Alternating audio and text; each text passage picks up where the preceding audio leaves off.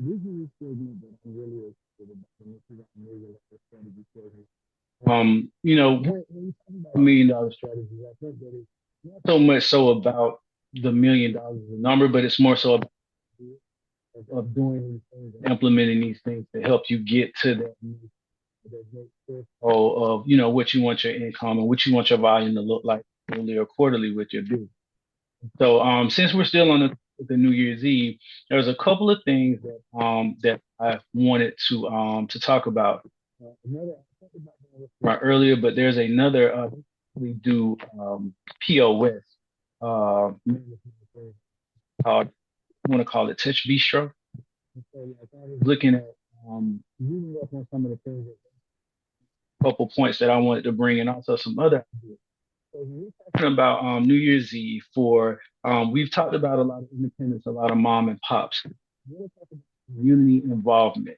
So if there are any local farmers, any local if you're serving meat, anybody that does anything locally within your community, New Year's Eve provides a really good time to partner with them, offer a special menu. So you may want to offer offers a space of collab to for advertising. If you're doing something, and we had talked earlier about a vegan menu or vegetable options, if you look at doing like a prefix dinner and you want to partner with them to specifically get those, from your local farmers market, and you can partner with a specific business or a specific farmer, it's a good time to look at doing that. If it's somebody that does meat or, whatever it is, whether it be a brewery, different things that are locally based, on a larger scale, looking at partnering with them for that. So that's definitely one strategy that you could use as far as community involvement. Another one is doing an extended. Your restaurant or your venue may be the place that people are going to ring in their toast at, but because people do pre-game, sometimes they go to dinner before. You can do something a little bit extended. So, like, let's say maybe your happy hour runs from 5 to 7. Let's push it back a couple of hours. So maybe we started at 3. So we do it from 3 to 8, or we run it the whole going. As far as just kind of like that marketing strategy or something that'll like give you just a little bit of an edge competitively when you're talking about, not necessarily being the destination, but you could be one. So, kind of thinking a little bit out of the box and one to not just like focus on, okay, well, we don't have a dance floor, we don't have a DJ, but what do you offer that people locally could like, okay, well, we'll go to this spot first and like, let's have a couple of drinks and then we'll leave there and go to our next destination. So that's one of the things that you could use as well. Another strategy was hangover brunch.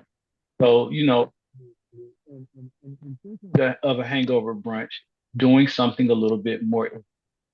So, with people out there, they're out in 2, 3 o'clock, normally, or something like that, sometimes later, will be the time that they get home. So maybe looking at doing an extended brunch on New Year's Eve or a hangover brunch, if you will, where you have, even if it's just for that day, a special menu, working with whoever your kitchen manager is or your head chef, looking at working with something with them, doing something extended, maybe starting at noon and running. You can run it a little bit later, because the cool thing about brunch and breakfast, the cool thing about brunch and breakfast, you really can like, breakfast is really something that's good all day, or breakfast foods. So looking at doing that, that's another thing as well. Another thing that a lot of people do is so like you can work with whoever your local supplier is or your local liquor rep, look at them, ask them like what portfolios do they have that may be a little bit on the more affordable side, and look at the New Year's Eve champagne tasting on New Year's Eve. So looking at maybe doing some samples, think like instead of a wine flight. But instead of doing like a wine flight, you could do a champagne flight. Maybe look at doing different, or maybe you look at doing a brew. Maybe you look at doing a rosé. Maybe you look at doing something that's a little bit dry. And that's a good way to kind of like introduce people, but in a festive way. You could Yeah, do yeah. it almost like class, but you could make it to where, you do some printable cards or something like that. Then when people come, that's something you could lean on doing for your loyalty members as well. That's another way to, or it could be a good one to maybe use that a pivot point for creating your loyalty program or getting people to join on. So that's another one. The last thing that I wanted to talk about is looking at doing like some type of pregame or dinner packages. So maybe if you do something, if you're talking about hour, looking at that marketing strategy, looking at for the pregame, maybe doing small plates along with a selected group of or a selected group of spirits that you're going to work from. So maybe you work from these two or three different portfolios, a bourbon, or you know what I'm saying, or whatever. And then look at doing that, and then smaller comes with it. I'm still thinking about kind of like that sampler menu, but not necessarily calling it a sampler. So maybe looking at doing that for pregame and then running something for dinner where you have like a finite, like like a smaller, base type thing. My wife and I, we did New Year's Eve the year before we moved to Puerto Rico. We went to Del Frisco's, and Del Frisco's in Buckhead, a really cool prefix menu where we were able to both pick. We were able to pick one of three entrees, one of three. It was four course, so it was a top entree, and a dessert. So I'm sorry, it was three course, and then that we could pick from as well.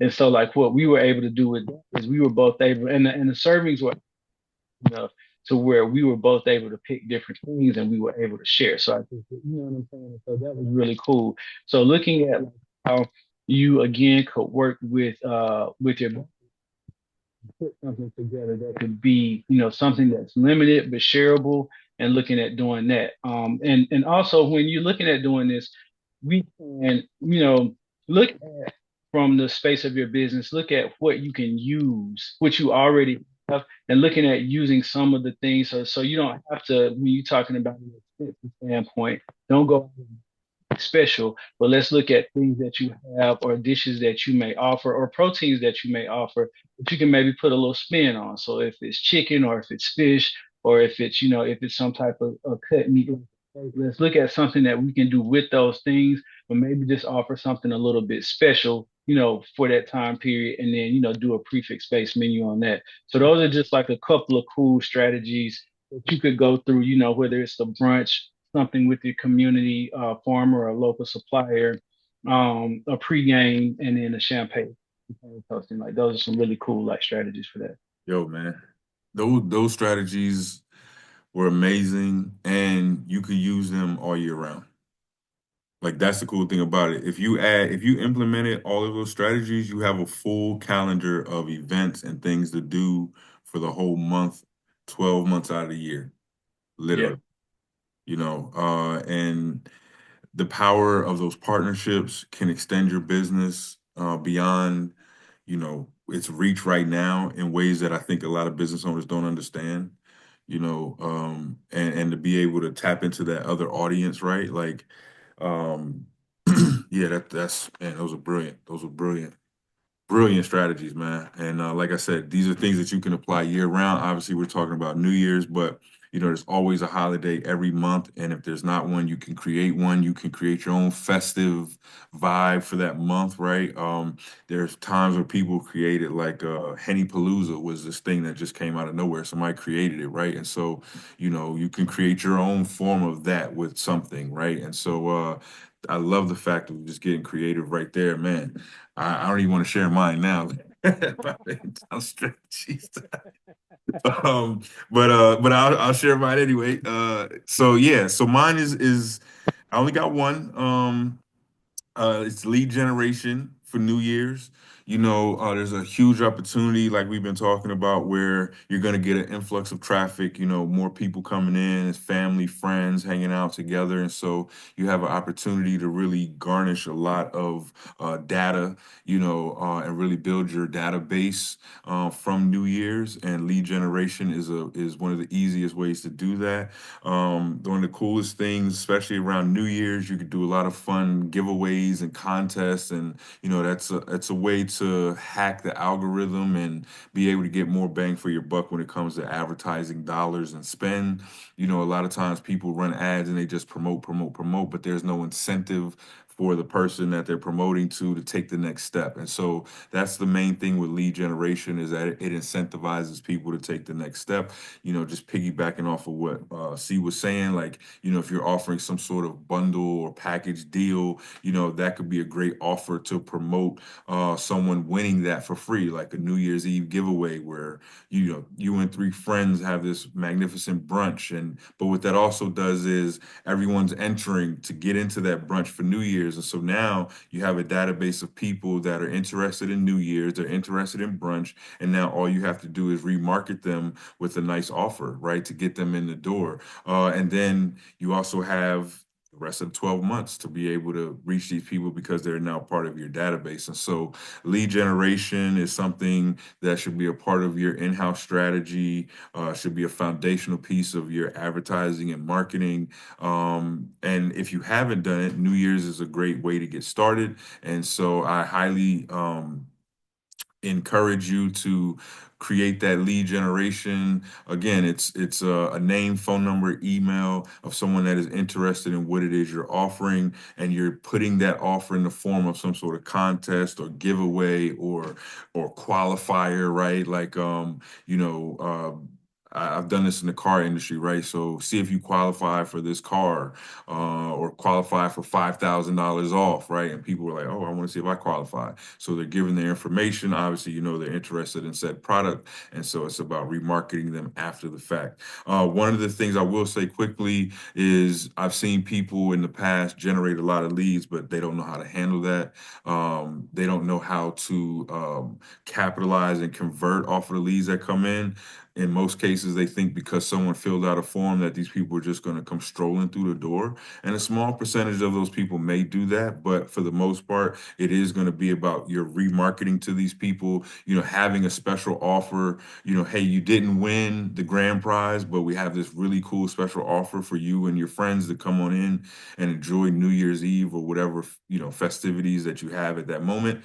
And so, this is also where AI marketing software comes into play, right? So when a lead comes in, they automatically get an email, and then it starts an automated workflow where they get SMS messages, email messages, and all this is happening behind the scenes as you're off doing whatever else you have going on with your business, right? And I don't want to say it's a set it and forget it, but that's one of the benefits of having AI software and technology is that to a large extent, once it's trained and once you have everything in there, you're able to set it and forget it. So uh, that's just one extra caveat for you guys to use on New Year's and beyond, man, as $1 million strategy. Our last segment for today is one of our most important. It's where we give warning. We give it's just waving the red flag. Maybe that's we call it a red flag segment. I don't know, but we're basically just want to caution you guys on some things that we've seen in the industry when it comes to don't do's. And so you definitely want to stick around for the don't do portion of the show.